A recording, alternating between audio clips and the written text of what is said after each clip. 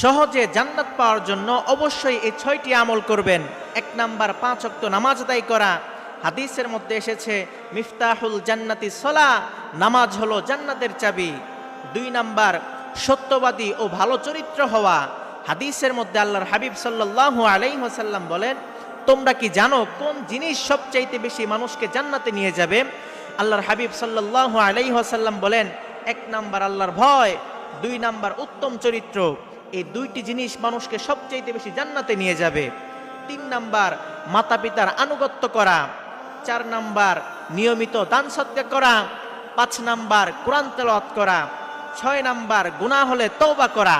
হাদিসের মধ্যে এসেছে আল্লাহর হাবিব সাল্লাল্লাহু আলাইহি ওয়াসাল্লাম বলেন, কুল্লু বানি আদম খাত্তাউন ওয়া খায়রুল খাত্তাইন আত-তাওয়াবুন। প্রত্যেক আদম সন্তানই হলো গুনাহগার, আর গুনাহগারদের মধ্যে তারাই হলো উত্তম যারা তওবা করে নেয়।